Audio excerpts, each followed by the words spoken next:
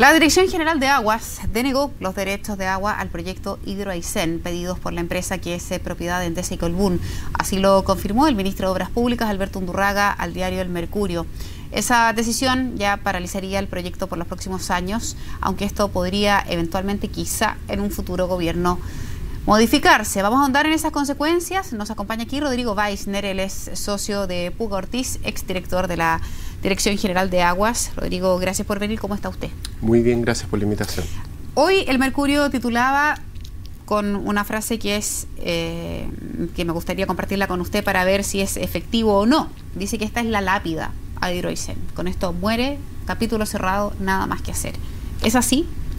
Por lo menos en este capítulo y por ahora, mientras se haya dictado la resolución, así es, pero todavía falta harto por discutir, dado que, según lo que mismo mencionaba el Mercurio, es una resolución que se habría dictado, que la empresa Hidro Aysén no ha sido notificada, y obviamente una vez que haya sido notificada, existen las instancias de reclamación ante los tribunales de justicia. Rodrigo, y de las formas, por la envergadura del proyecto, porque fue un caso emblemático, ¿corresponde que una empresa se entere por la prensa de una resolución que toma un organismo del Estado? Yo creo que no son las maneras adecuadas de actuar por la vía del derecho. En general, en el derecho uno siempre aspira a que las cosas sean por causas formales. Primero, que la resolución que deniega los derechos o que los otorga, en su caso, sea notificada principalmente tanto a la empresa que lo solicitó y también a los que se opusieron formalmente en el expediente administrativo. O sea, fue una desprolijidad. No sé si fue una desprolijidad o fue un buen reporteo del periodista, pero efectivamente yo creo que las maneras son las que están establecidas en la legislación y esa es notificación formal.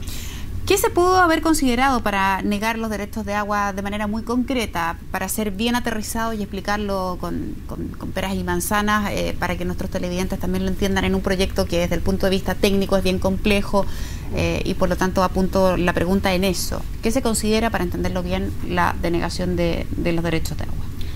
Bueno, no conocemos la resolución, pero aparentemente y a raíz de las discusiones y los trascendidos que han habido de prensa, el Ministerio de Obras Públicas hace algún tiempo atrás, cuando la Contraloría General de la República le dice a la Dirección General de Agua, resuelva el expediente, la Dirección General de Aguas informó que estudiaría, por petición del Ministerio de Medio Ambiente, la posibilidad de reservar caudales para temas medioambientales o desarrollo turístico de la región, que es una facultad muy excepcional que está en el Código de Agua, que está entregada al Presidente de la República y que la ejerce el Ministro de Obras Públicas, que es una posibilidad de decir, yo no le otorgo los derechos de agua porque esta cuenca o este lugar hay que preservarlo, por ejemplo, para fines ambientales o tiene una vocación turística y una central hidroeléctrica pudiese intervenir. Esa es la facultad que está en la ley. Por lo que ha salido en la prensa, aparentemente serían esas las causales que habría invocado el Ministro de Obras Públicas en el decreto que se tiene que haber otorgado para denegar los derechos.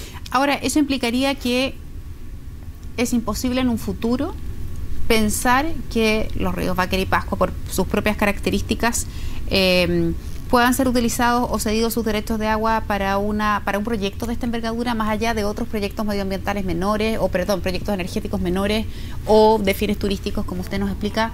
¿Para este nivel de envergadura uno pudiera pensar que es imposible? Efectivamente, si la consideración es que se requiere preservar, por ejemplo, el 80% del caudal del río Báquer y Pascua, sí, le pone la lápida a cualquier tipo de emprendimiento hidroeléctrico de gran envergadura, pero efectivamente no es incompatible con que el 20% restante, si es que esos son los números, pudiesen dejarse para pequeñas centrales hidroeléctricas, sea para abastecimiento de la propia región o algunos emprendimientos locales. Una de las cosas que llamó la atención es que Hidro Aysén señala que la solicitud de derechos de agua se hizo hace más de un año.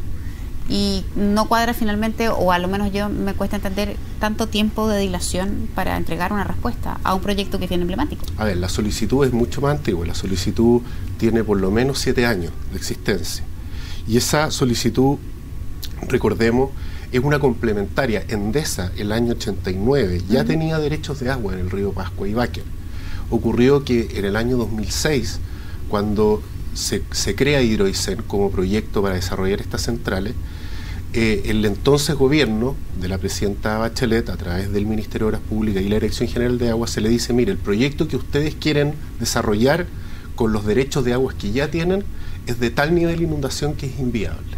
Entonces lo que hace la empresa, disminuye el área de inundación, solicita derechos de agua adicionales para poder mantener la cantidad de energía generada, inundando menos, y esa nueva solicitud fue en un principio denegada porque era incompatible con los derechos ya otorgados. ¿Ya? La empresa interpuso un recurso ante la Dirección General de Agua, ¿ya? Y la Dirección General de Agua en ese tiempo, a mí me correspondió estar en ese tiempo, se le dijo aquí hay una incompatibilidad con esos derechos anteriores. Dada esta incompatibilidad, se consultará a la Contraloría General de la República si era viable eso o no. Se hizo la consulta y en el gobierno del presidente Sebastián Piñera esa consulta fue retirada y el director general de Aguas el año 2010 otorga nuevamente los derechos de agua.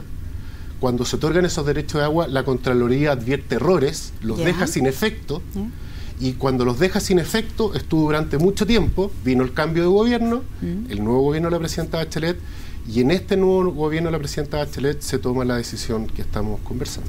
Ahora, uno de los argumentos que también se esgrime para negar estos derechos es la existencia de un plan de desarrollo regional, que sería fundamental esos ríos para esos efectos. ¿Usted tiene conocimiento de ese plan, de cuándo se gesta, si era probablemente una idea que capaz venía desde la primera administración de la actual presidenta? ¿Tiene información respecto de si eso existe o no? Yo no tengo conocimientos de ese plan, que no quiere decir que no exista. Yo personalmente no lo conozco. Ahora, la facultad legal para denegar o disminuir los caudales tiene que ver con varias consideraciones, que tiene que ver. La ley dice se puede denegar derechos de este tipo para energía hidroeléctrica, dice la ley, por circunstancias excepcionales y de interés nacional. Eso es lo que dice la ley. La pregunta es, ¿qué es lo que se entiende por circunstancias excepcionales y de interés nacional? Cuando se ha denegado, aplicando esta facultad, existían 6 experiencias en el país, se han atribuido causales, por ejemplo, de preservación de interés turístico, en aquellos lugares donde se ha declarado formalmente zona de interés turístico, o reservar caudales, etcétera.